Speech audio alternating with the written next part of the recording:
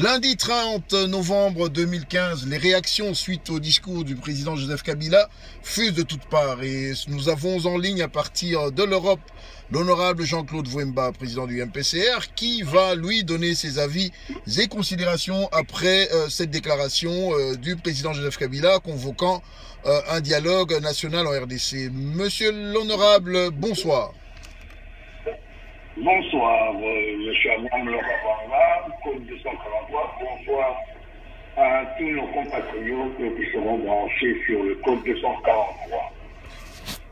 Honorable, les réactions que nous observons, que nous lisons dans la presse ou que nous voyons au travers d'autres radios de la part de vos collègues qui sont sur la scène politique sont diverses. Dites-nous, Dego, que pensez-vous de la déclaration du président Joseph Kabila qui, au lieu de vous suivre avec la tripartite, a préféré convoquer un dialogue national?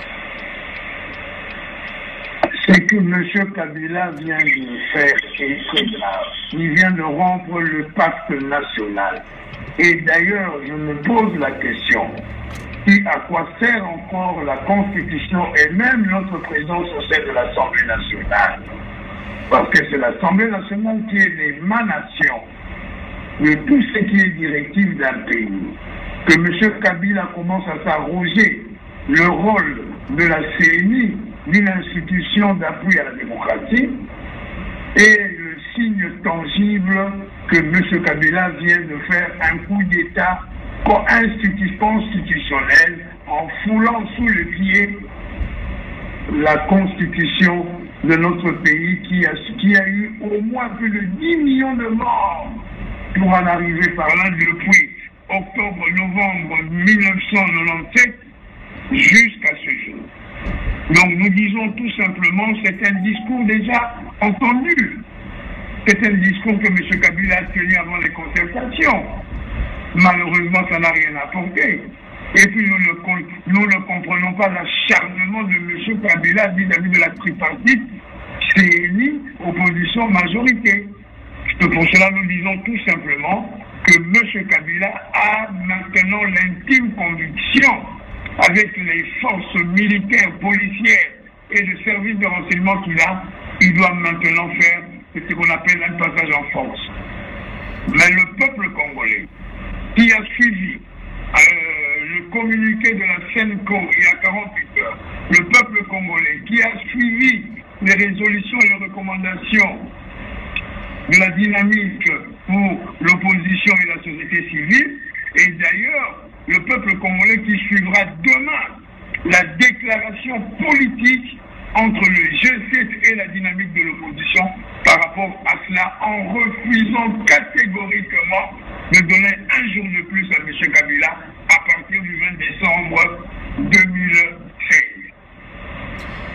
Merci pour cette franchise, honorable. Nous avons l'impression que vous maintenez que ce dialogue était miné et était un piège, comme certains de vos collègues l'ont dit, et vous, par ailleurs, vous l'avez martelé plus d'une fois. Mais dites-nous, quelles sont alors les dernières pistes qui nous restent? On a l'impression que le référendum dont le projet a été déposé auprès du Parlement risque d'être voté suite à la majorité des amis de M. Joseph Kabila. Quelles sont les dernières cartouches que dispose légalement le peuple congolais ou l'opposition pour pouvoir faire barrage à la volonté de M. Kabila de rester au pouvoir après 2016? Nous allons tout simplement, à l'heure actuelle, respecter, suivre à la ligne l'article 64 qui nous octroie le droit de barrer la route à un homme, à un clan, à une famille, à un groupe d'amis ou d'individus qui veulent faire retourner et pérenniser la dictature dans notre pays. Vous devez savoir que ce que vient de faire M. Kabila, vient de poignarder sur le dos l'UDP et certains partis politiques qui croyaient encore à cette franchise de M. Kabila pour le dialogue. Vous le savez très bien que la seule et l'unique recommandation de l'UDP, c'est d'avoir un observateur international recommandé et reconnu par les Nations Unies. Or, ce qui ne se fera jamais. Les Nations Unies ont bien déjà compris que M. Kabila ne respectait pas sa parole et que ça ne servira à rien de le faire, quand bien même M. Kabila dit qu'ils auront besoin d'un médiateur dès lors qu'il y aura achoppement sur certains dossiers. C'est pour cela que nous disons, nous n'en avons que cure. La CNI doit reprendre son indépendance et continuer la tripartite avec l'opposition et la majorité pour sortir un calendrier qu'avait déjà sorti la CNI il y a quelques mois, afin que nous puissions aller directement aux élections. En ce qui concerne le référendum, nous n'avons cessé de le dire. Dans la constitution congolaise actuelle, il y a des voies et moyens pour que les gens puissent se demander le référendum et faire le référendum dans leur coin. Mais le référendum de M. Kabila, il vient de vous le dire. Il faut éviter l'argent qui sort pour des élections. Donc les élections présidentielles, ils veulent le faire passer au Parlement, que les sénateurs et les députés nationaux puissent voter le président de la République comme en 1960. Mais le temps a changé. La démocratie a eu le temps de s'épanouir dans notre pays. Donc c'est pour cela que nous disons que nous ne pouvons pas l'accepter. Et puis, M. Kabila sache que le Congo de demain ne l'appartient pas. Le 20 décembre 2016, point bas, il quitte le navire Congo à la tête de celle-ci. Donc c'est pour cela que nous disons clairement qu'il n'y ait plus question de quoi que ce soit. Si M.